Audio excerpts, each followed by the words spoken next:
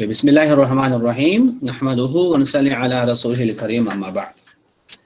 So today we are going to get into Greek philosophy. I think we had enough background that we wanted to know about the conventional economic thought.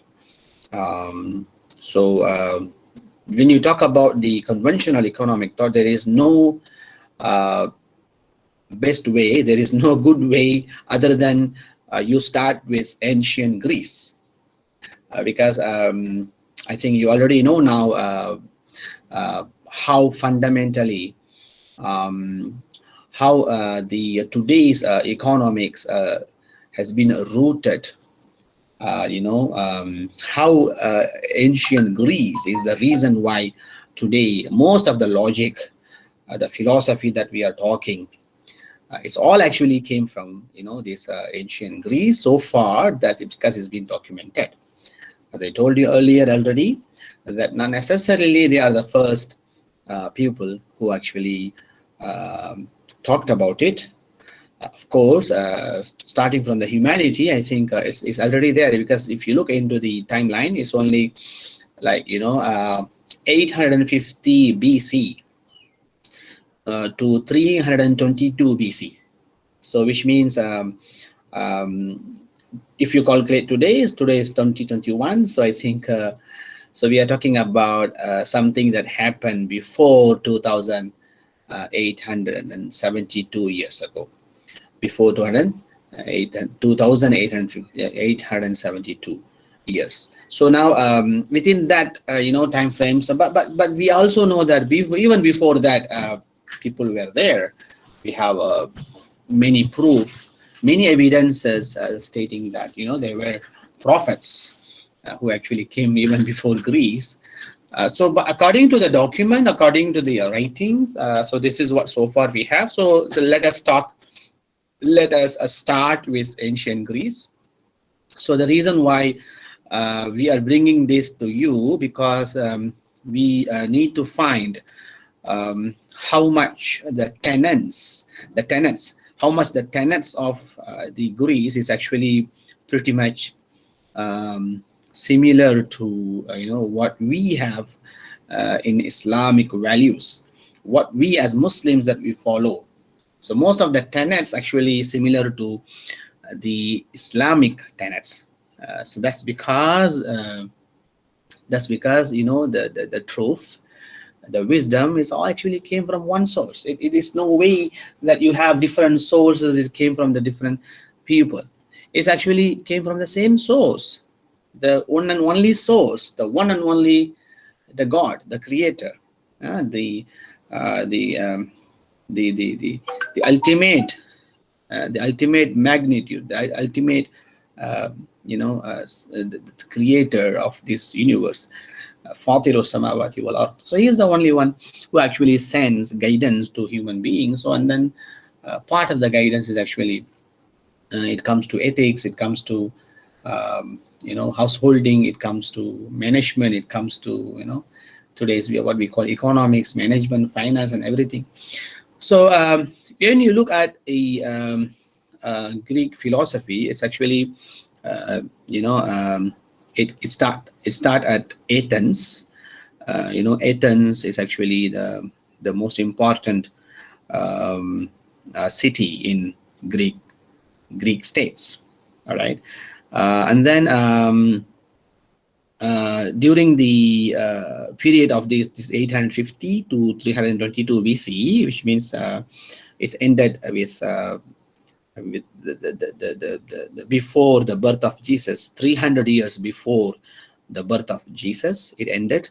So during that period, the economic growth, the expansion of foreign trade, and then the involvement of academics into those field, that's quite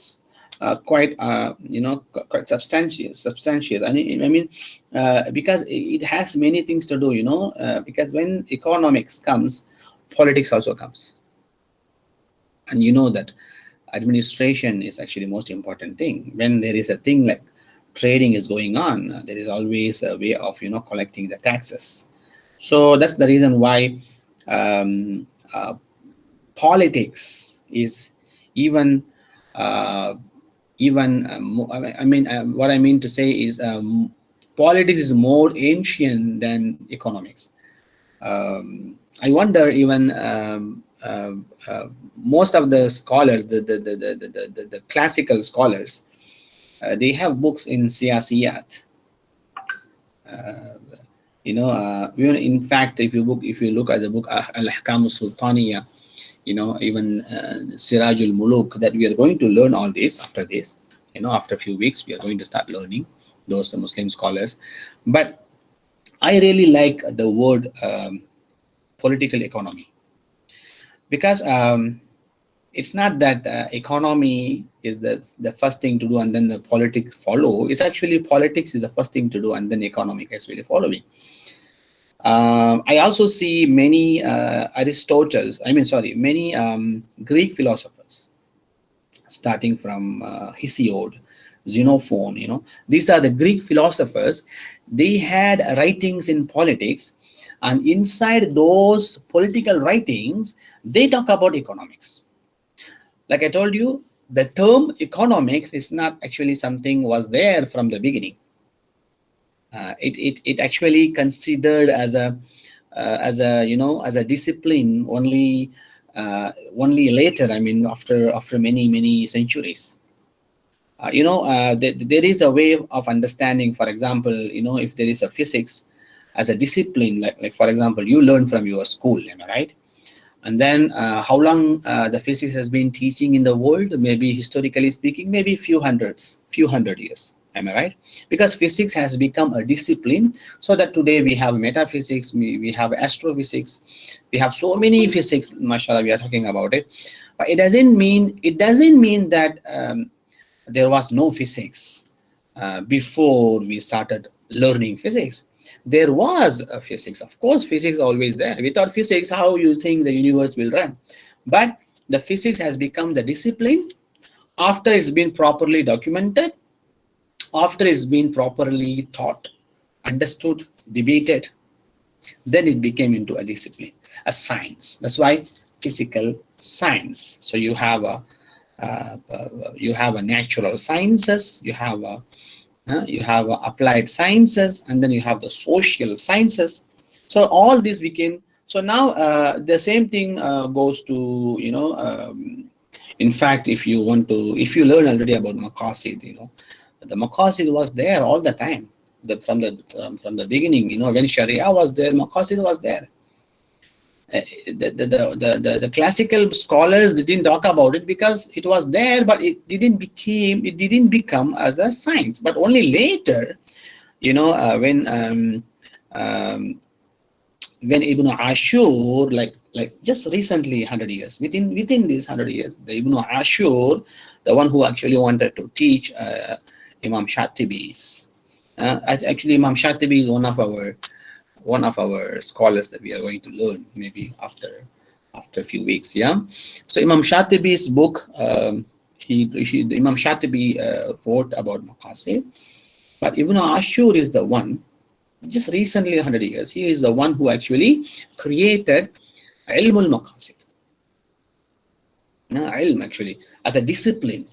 So there is a maqasid all the time. There was all the time, but ilm al-maqasid there was not there. It is only recently. That's the reason why ilm al-maqasid is actually the new.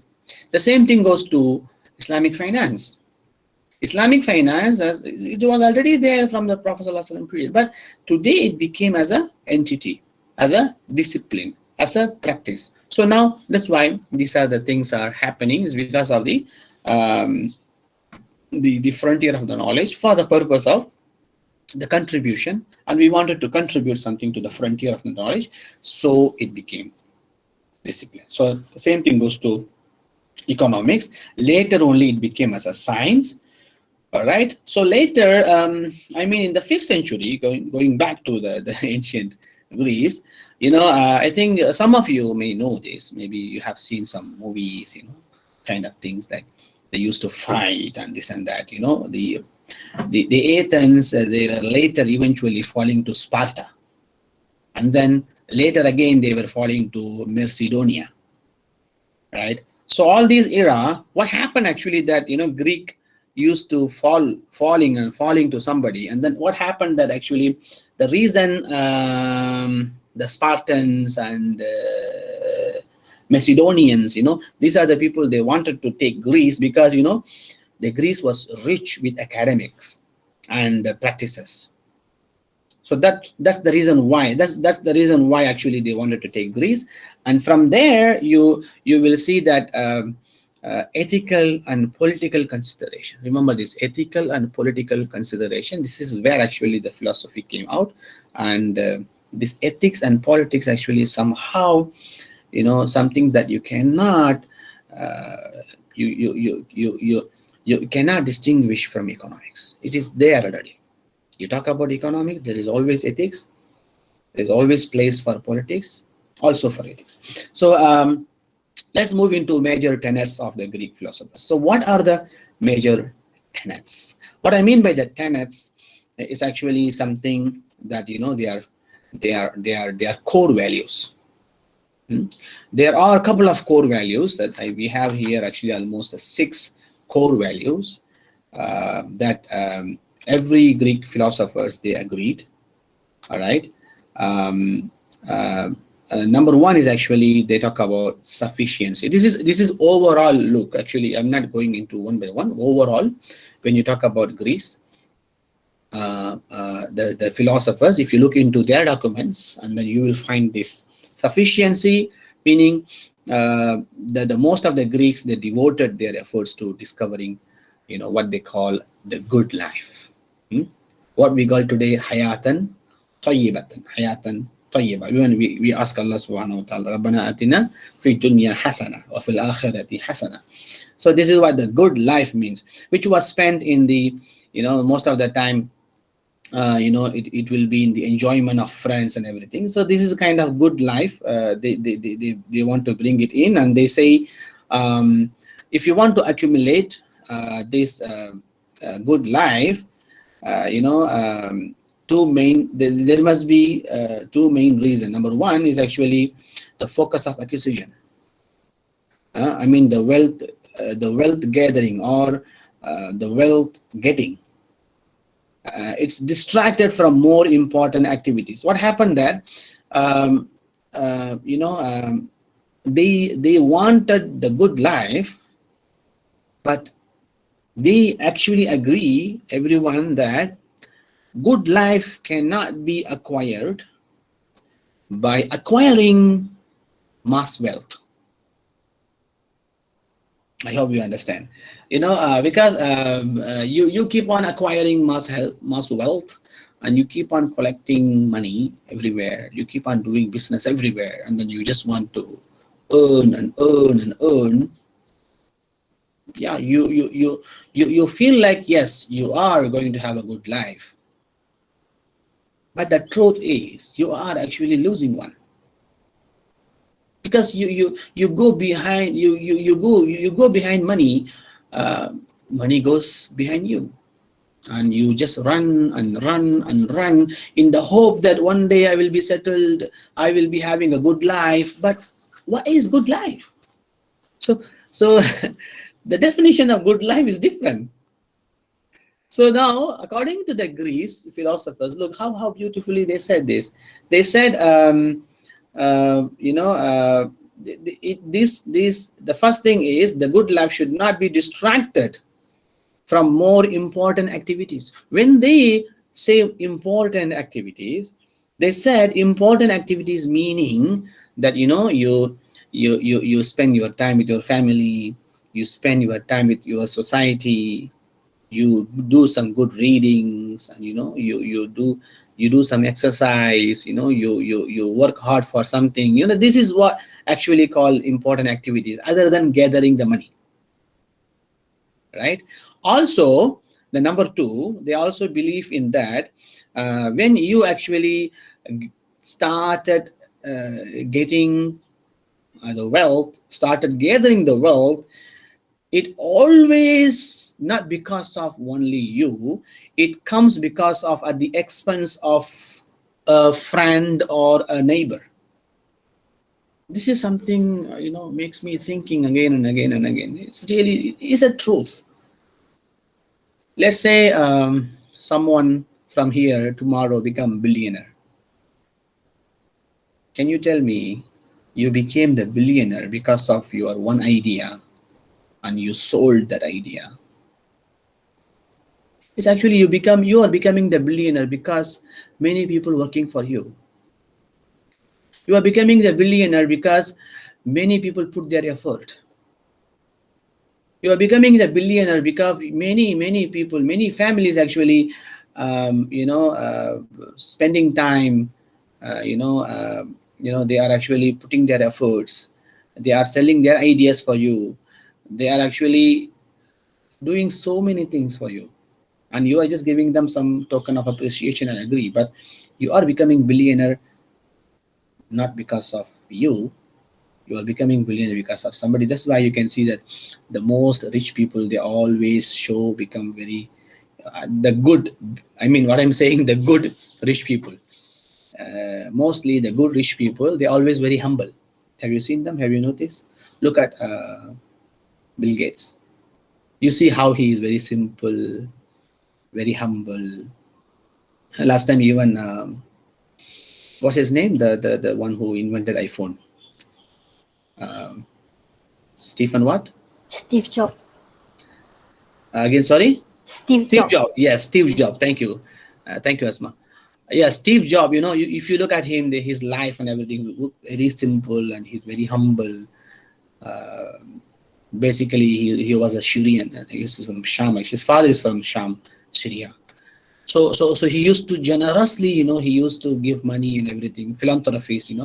So why they are becoming very humble? Because they already know the fact that they are billionaires not because of their effort, is because of people's effort. And then when I read the tenets of Greek philosophers, they mentioned at the first, they said sufficiency. Under sufficiency, they mentioned these two things. Uh, your wealth getting should not distract from more important activities, and then you have to understand that it comes at the expense of others.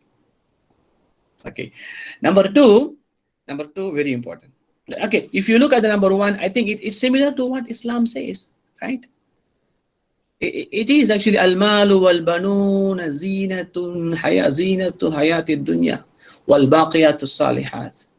If you know Surah Al-Kahf, Allah says that this wealth and your family and everything is actually attraction to this world. So this is attraction. This is not something that is going to be with you all the time. Even Allah says in Quran, يَعْلَمُوا أَنَّمَا الْحَيَاةُ الدُّنْيَا لَعِبٌ وَلَهْوٌ وَزِينَةٌ وَتَفَاخُرٌ بَيْنَكُمْ وَتَكَاثُرٌ فِي الْأَمْوَالِ وَالْأَوْلَادِ كَمَثَلِ غَيْثٍ أَعْجَبَ الْكُفَّارَ نَبَاتُهُ فَتَرَاهُ مُصْفَرًا ثُمَّ يَكُونُ حُطَامًا. Allah says that this life, this world life is like play games, like playing, like gaming, making each other proud, increasing your wealth upon other, showing to others. But it's like a water. Allah says it's like a rain. The rain, when it comes, it looks like very nice. So when there is a farmer, when they look at rain, they are very happy. But when that same rain comes too much, when the same rain become flood, what happens? You know the rest. What happens when it become flood? That's it. The entire thing's gone away, washed away. So I think this is what even Islam says. Look, what Maulana Rumi mentioned in his Masnavi. He said that as a Muslim, you should be your heart must be like a ship on the top of the ocean, on the surface of the ocean. If the ship go inside the ocean, then the ship will sink and then it will destroy itself. The ship will sail on the top of the ocean. The same thing, The heart of the Muslim, heart of the mu'min should on the top of the world, not inside the world. If you go inside the world, it's like sinking in the water. So I think that's what actually a simple life means. I think it's similar. Number two, they talk about dislike before poverty. I think I missed that point here. After sufficiency, there must be something. Okay, I mentioned it some other place, not here. Sorry, I have a different slide. Okay, this one. No, actually, what here the same thing. Number two, they actually dislike of trade and usuri. This is very important as well. Dislike of trade and usuri. Can you believe? According to Greek philosophers, riba is haram. They said lending at interest is the worst form of trade. They disliked it. If today the conventional economics following the Greek philosophy, they should actually do this. But there were so many debates going on with this, and then they said this kind of thing allowed, this kind of thing allowed. But to us, of course, riba is haram. So dislike of trade and usuri is actually was there among Greek philosophers. Then when they talk about poverty, they said beyond the provision of the most basic needs, wealth and poverty were seen as relative concepts. When it comes to basic needs and wealth, poverty was there. They even say, look, this is amazing what they wrote. They said one could have an abundance of material possessions. You may have abundance of material, you may have everything, you may live in bungalow, but still be poor if once exceeded the means to satisfy them. You still become poor when you need something and you don't have it. I have everything, I have lots of money, but I don't have supply. I mean, I don't have someone to give it to me.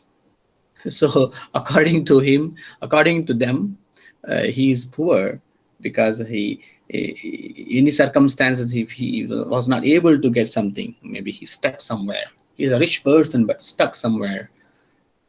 So what is the point of being rich? Yeah. So that kind of thing. The poverty is always there. They talk about it all the time.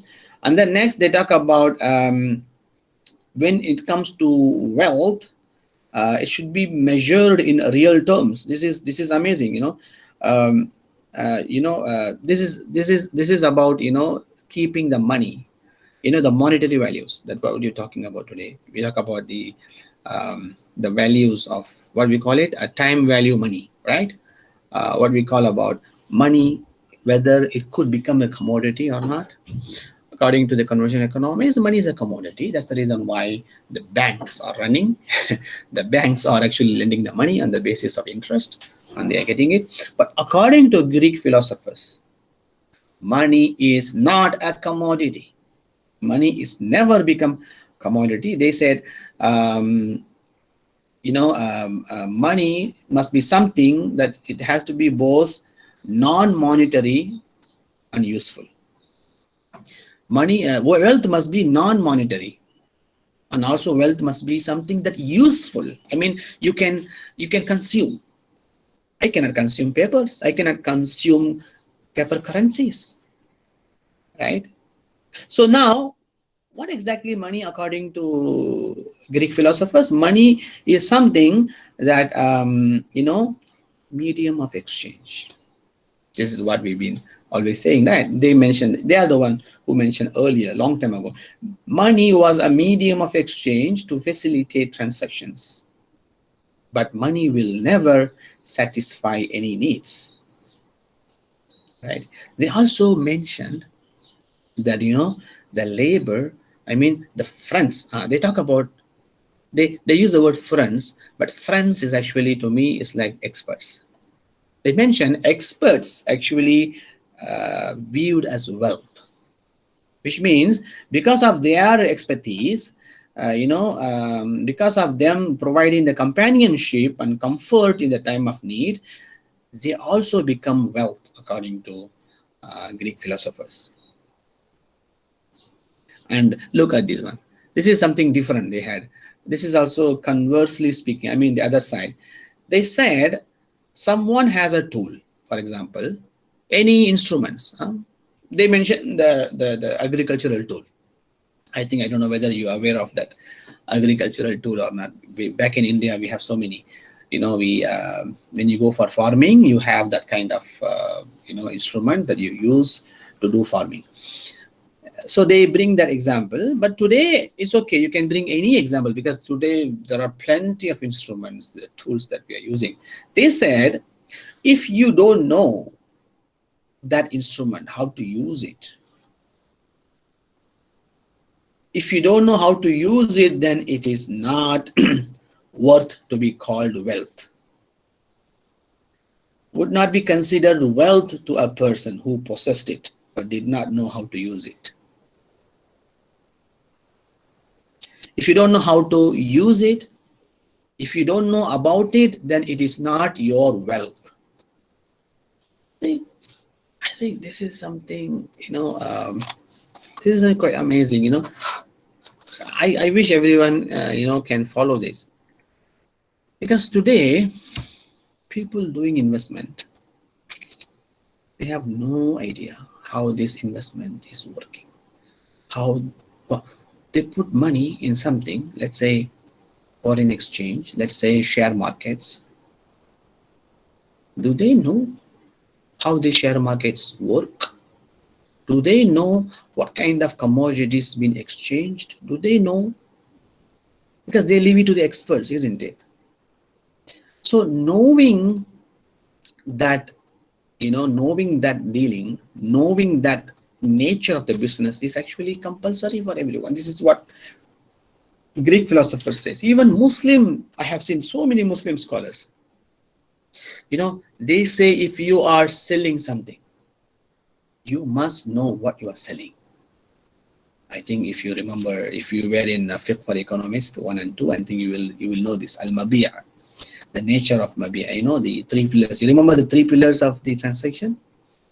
Pillar number 1 is the subject matter, and then the parties, and then the pillar number 1 is the expression, the sigha. Number 2 is the parties, the buyer and seller. Number 3 is actually subject matter, what you are selling. So when it comes to the conditions of the subject matter, the one of them is actually you should know what you are selling. You should know what you are buying. You cannot sell something you don't know you don't know about it. I mean, it doesn't give you, it's not actually giving you any justice, without justice that, you are selling something, and then what if there is a problem, and then he comes back to you and he asking you, it doesn't work, what should I do? Will you be able to answer that? If you are not able to answer that, then you should not sell it. So today I think we have this problem because someone has money and then he just want to invest. That's the reason why people today investing in so many scams.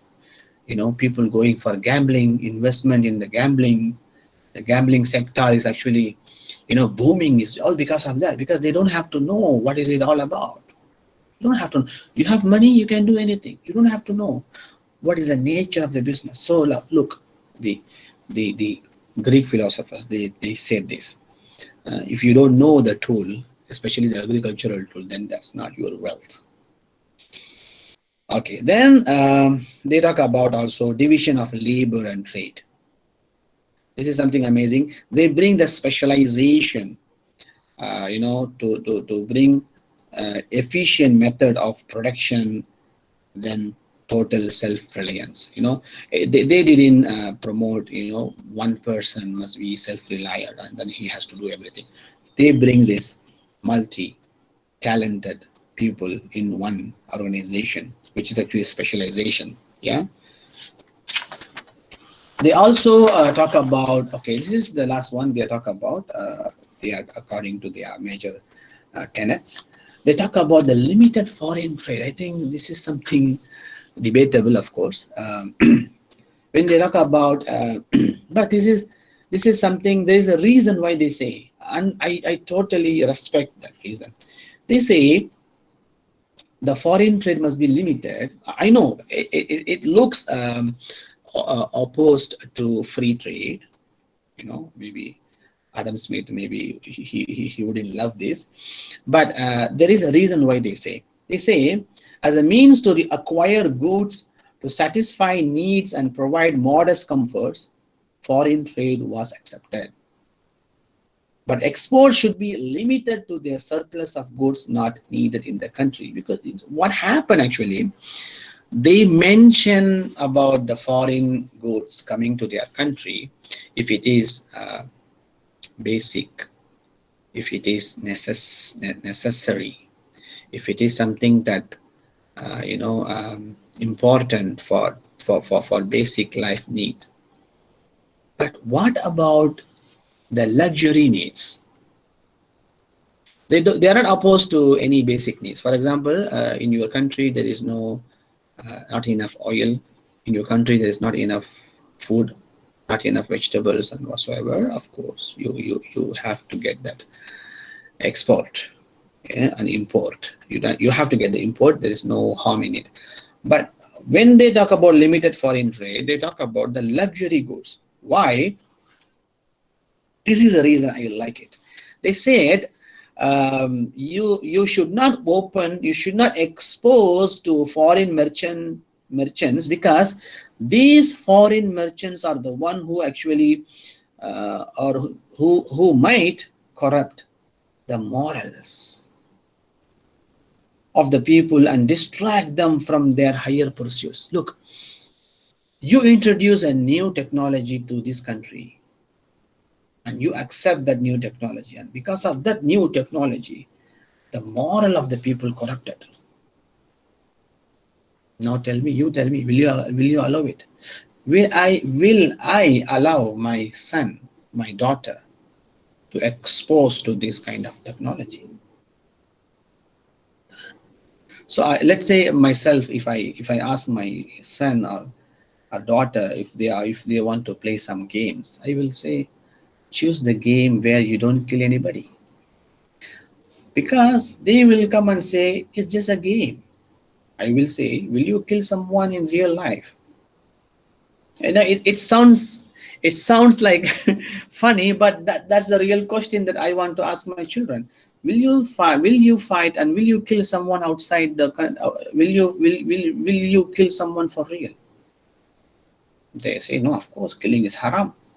If the real killing is haram, then why are you practicing it in your game? It looks like it's okay, it's just a game, but you need to know today the child psychology, what it is happening. Maybe it just started. We are keep on hearing. Maybe in 10-20 years you will be hearing more. When you become parents, of course, inshallah, after a few years you will become parents. You will start hearing more. Children carrying guns. Luckily, alhamdulillah, we are living in a peaceful country where actually our governments, they did not legalize carrying guns. But if you go to some developed countries like America, carrying gun is actually illegal. It is allowed. You can carry a gun because for self-protection. And the children, they take the guns.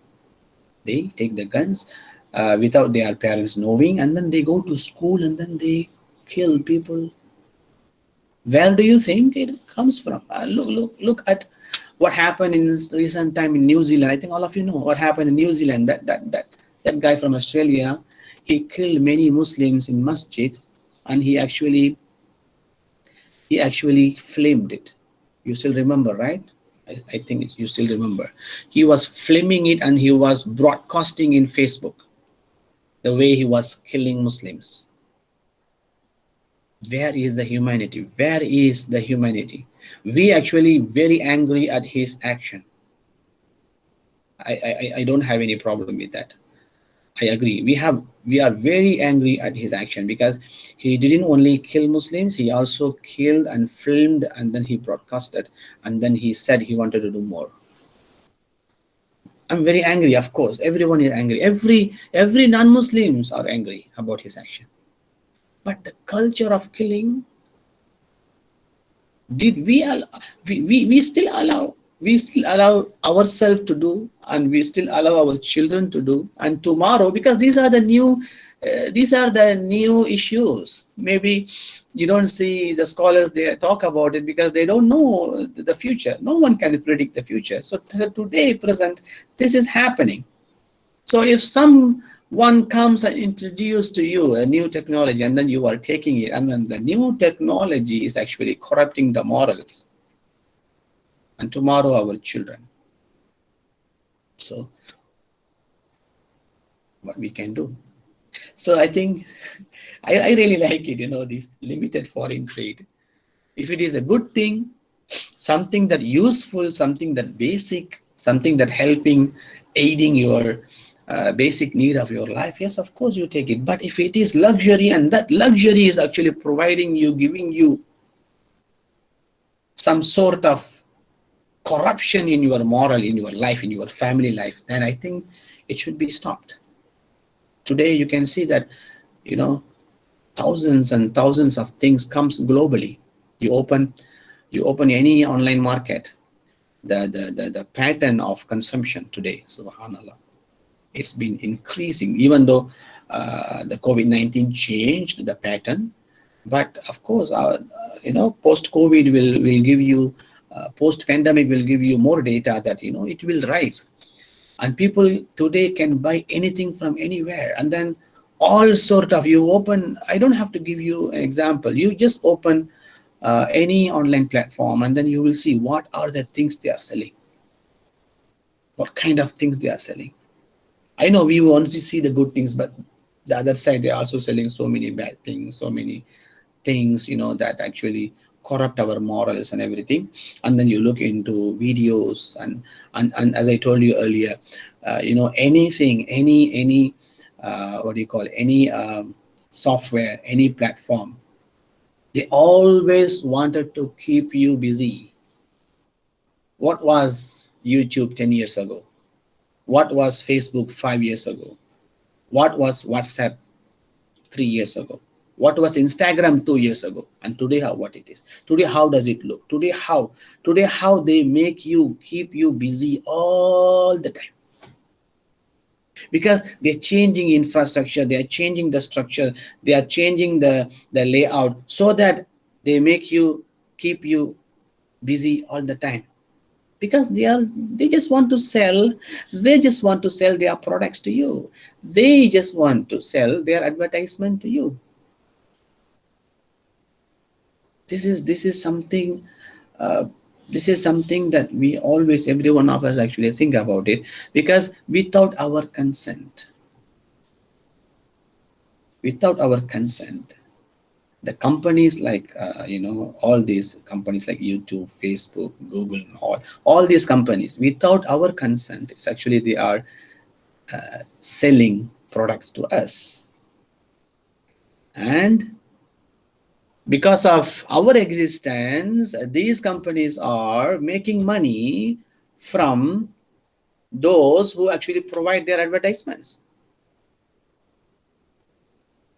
They are using us, but without paying anything. What we are doing, we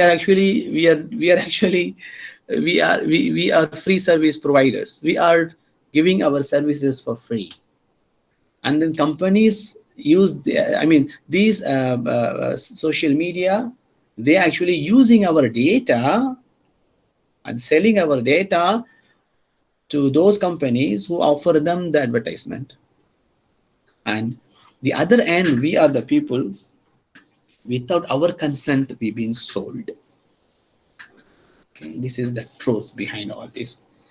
So bringing back to this, bringing this, that's why the limited foreign trade in this, in this term, in this respect, in this particular section, it should be debated, it should be argued. Okay, so that's what about the limited foreign trade. And then you have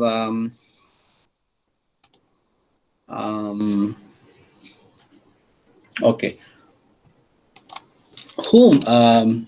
Yes, these are few questions if you want to ask yourself. Whom did the Greeks benefit or seek benefit? You know, usual support. I mean, supporting the specialization, pursuing of efficiency as a means to maintaining living standards. This is what actually benefiting and seeking to benefit. And also their concept, over de-emphasizing on acquiring wealth helped lessen the tensions over scarce resources. Uh, because today we have this problem, the scarcity, right? Why? Because today, why we are talking about sustainable developments? Why are we running behind this SDG? Because even our university is doing great job. We got our own ground green ground award for a sustainable institute. Why we are talking about sustainability? Because we don't want to use the sources that meant for the future generation. We want to satisfy our needs without compromising, without using uh, the need that will meet in the next generation. So now if you look at the Greek philosophy so far that we discussed, I think you will see that there is a de-emphasis because they do not asking you to acquire wealth. So they're asking you to acquire less so that you can safeguard, you can protect the universal nature, the resources. Right? Also, how was Greek thought valid, useful, or correct in its time? Is because you can see that according to the Greek philosophy, it is actually there are the subsistent level, rationalized class system. People had that time people had a well-defined roles. They used to call, like, these are the people architect, these are the engineers, these are the doctors. These are the things actually came in their time. So that's why its valid thoughts are there. All right. Even the people, they perform their prescribed functions and suffer the consequence. These are the things were there. And then if you ask about which tenets of Greek thought though became lasting contribution, it's actually speaking everyone who came after them, whether it is the scholars. Of course, we are going to talk about the scholars of Greek philosophers, whether it is the people who came after the biblical time, whether it is after that the Middle Ages. In fact, before Middle Ages, we have our Islamic scholars. Everyone actually benefit from, the contribution of Greek philosophers. Similarly, Adam Smith, actually he read Plato. Adam Smith also read Aristotle. If we know about his book Wealth of Nation, but he has another book which is actually most of the time it is not quite famous. Most people, they don't read it. But if you happen to read Adam Smith non-famous book, which is Theory of Moral Sentiments, if you go through there, he will be talking everything about Greek philosophy, that whatever we discussed. Also, the other contribution is actually anticipated specialization, wealth, poverty, property rights, foreign trade, and everything. Even communism also came from Greek philosophy. Even another contribution is actually the attacks on usury. But over the century, this one thing actually not properly carried away, because it's somehow has been debated, and then today I think the entire financial market is actually based on interest, unfortunately. Okay. All right. So if we talk about some Greek philosophers, so I just want to give you a few names just for you to understand the Greek philosophers. Some of them, like for example Hesiod. He is the oldest so far we have, 830 until 750 BC. He has poetry works. He talks about his poetry called Homeric poetry. by the name of Works and Days. This is I think the first ever known document that talks about your work. So he talks about, he says in one place, he says, for the God keep hidden from men the means of life, else you would easily do work enough in a day to supply you for full year even without working. So you see, he just mentioned this. God has put your sustenance somewhere, but you have to work hard to find it. If God has given you everything easy, and then you will get your sustenance for the whole year, then what about hard working? Right? This is one of the poetry. Also, he talks about two basic struggles, which is actually, one is the destructive war. His poetry talks about the war, and then also the productive economy. He also criticized idleness. So these are the basic things about HIET. Then we have Xenophon, who lived very late, actually, 430, almost after 300 years. Xenophon, who lived 430 to 354 BC. Okay, he wrote the first formal book. Okay, the previous one was the poetry. This is a formal book. Look at the name of the book. The name of the book is actually Oeconomicus. Oeconomicus.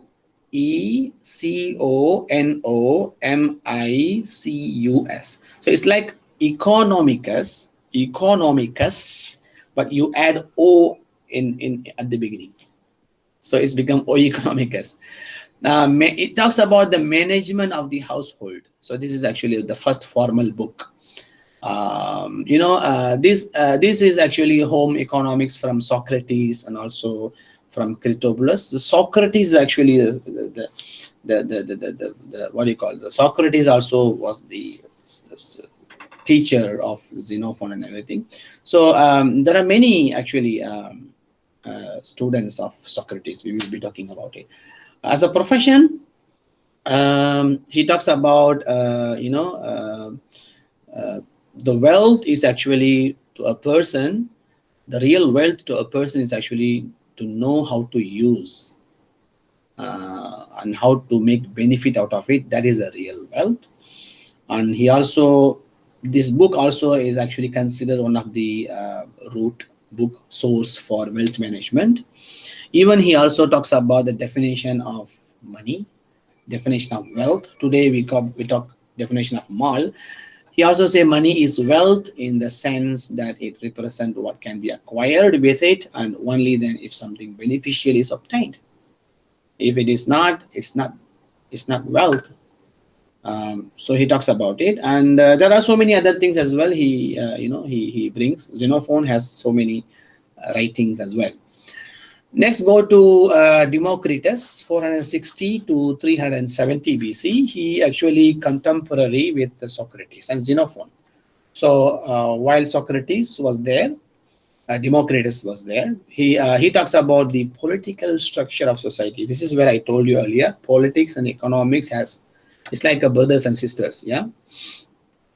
Someone in need is not wealthy, and someone without need is not poor. This is something is good. Yeah, simple life is a happier life. So he's like a saint. He talks like saint. To us, he's like Sufi. Yeah, talks about it. Zuhud. He brings a zuhud in life. Okay, these are the few things about Democritus. I have many, but I don't have enough time. Maybe I have already given you the whole article. If you go to IIUM, you will find an article by the name of Economic Ideas from Ancient Greece. I have already uploaded the article, so please, in your free time, please go ahead and read. Yeah. Then we have a Plato. 427 to 347. He actually talks most extensively on economic matters like Aristotle. Not only that, he actually started an academy. It's like an institute, school. He also performed dialogues, character-based, because Plato is actually student of Socrates, and what happened that when Socrates was doing some debates in his time, Plato used to bring those debates in a play, in a drama. He made characters based on Socrates, and also there are series of question and answer mostly on how to live best life. All right, and then he also talks about law, war, and he also talks about the normative economic positions and everything. Well developed actually during his time, body of economic thought. Then we have finally we have Aristotle. Aristotle is actually is a student of Plato. So you have Aristotle, Plato, Socrates, like that. Yeah. So student of Plato. So actually he was with Plato for 20 years. You know, I told you Plato started academy, right? So Aristotle was there. He was in a good position for 20 years. And Aristotle traveled Asia for, I mean, it's called Asia Minor those days. Asia Minor is actually something that, you know, half of the Europe, half of the Asia. In a way, you might say like a Turkey. You know, if you go to Turkey, you have half European Turkey, half Asian Turkey, right? That place is called Asia Minor. So he was traveling 13 years, gathering biological samples of Macedonia to teach young Alexander. He was the teacher of the young Alexander the Great. He opened his own school in Lyceum. Aristotle opened his own school. Source of value. He actually distinct between value in use and value in exchange, right? And also he talks about the trade. The trade is borne out using the surplus in one type of good to satisfy an unmet need for another. So these are the idea, you know, the philosophy between this, you know, how do you value, how do you distinguish value, where there is a product with you and where there is a product in different place. So for example, like, you know, a stone in your house and the stone in a masjid, the purpose of keeping that stone in masjid, purpose of keeping that stone in your house is actually has different value. So he talks about all those things, and there are many actually. Aristotle saw the creation of money, uh, though necessary as stimulating the desire, acquire and accumulate, and then many Greek philosophers. He also disliked trade for usuri, and also trade for only pleasure, only for gain. He actually meant that trade must be something where we actually exchange the core values. Yeah, because you have a value, I have a value, let us exchange. Based on that, he wanted to bring that trade. Despite disliking trade for gain, Aristotle also understood the strategies of those in the profession, right? And then he also identified the concept of exchange value, like I told you before. Um, Furthermore, he also talked about you know, because like when you talk about the Greek philosophers, mostly, you know, it goes back to Aristotle, because Aristotle has a long history of documenting his ideas. That's because of the academia with Plato, and then later his own institute in Lyceum. He was able to, you know, not necessarily whatever Aristotle wrote is what exactly his idea. Aristotle gathered so many ideas from Plato. Before Plato, it was Socrates, right? And those days, you know, they don't mention, okay, this is what Socrates said, this is what Plato said. It's everywhere actually. Even Aristotle, whatever he explains, is actually also come from the others. Mm, but the truth today is actually what you need to know. Aristotle's ideas actually has a, you know, breaking resemblance. It has a breaking impact on modern positive and normative economic thought. Today, whether you are talking about the economic thought, whether normative or positive, it has an impact. Whether the product, whether that is a more a product of intellectual lineage, or whatever it is, it has a, it is all about whatever that we learn from Aristotle logic. I think when it comes to Muslim scholars, I think you will see how beautifully they understood the logic through Aristotle, and how Imam al-Ghazali was able to bring that in his writing, and how Farabi was able to do in his writing. This is another way of knowing. That's why to me, it's like these are the people who brought the wisdom to the world. They are not, they cannot be like normal people. To me, it's like they should be what Allah wanted them to do. So to me, I always believe that there are so many messengers and prophets that Allah did not actually mention their names. He only mentioned few names, and then he said there are so many. If in fact the Prophet ﷺ said there are more than 100,000 messengers in this world.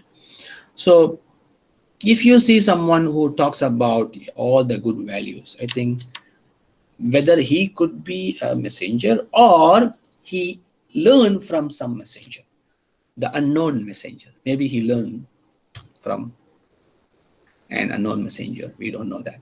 So okay, then you have some, if you have some questions, maybe you can go through. If you want to write something about, if you want to write something about something, let's say you want to write your term paper, then these are the questions for you.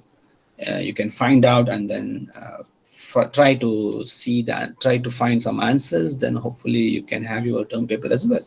Briefly identify and state the significance of each of the following to the history of Islamic economic thought. So go to the Hesiod, go to Xenophon, go to Democritus, go to Plato and Aristotle and Socrates. See where exactly the significance is actually available in the history of Islamic economic thought. And then also list the major economic tenets of Greek thought. Which of these are tenets of Islamic thought? And on what major tenets did the Greek philosophers agree, or on which did they disagree? Which of the Greek philosophers' ideas most closely match Islamic thought? So these are the questions for you if you want to write something. All right. So sorry sir, I just want to ask, for the yes, term paper, is there any guideline for it? Yeah, definitely. There will be guidelines, but it's too early to give you, because we have a couple of assessments, and I wanted to, as I told you earlier, I wanted to make it quite easy for you. At the same time, you do your effort, which will actually help you to build something, so that your term paper one day can be published. So this is just, I'm just giving you some ideas. When I give you the option for term paper, I think of course this subject also will be one of the choice. So some of you may be interested in this, so please take note, and when you are ready, you can do your term paper. But the as you ask, the guidelines will be there in Italian. All right. Okay. So any questions? Let me just switch off the recording.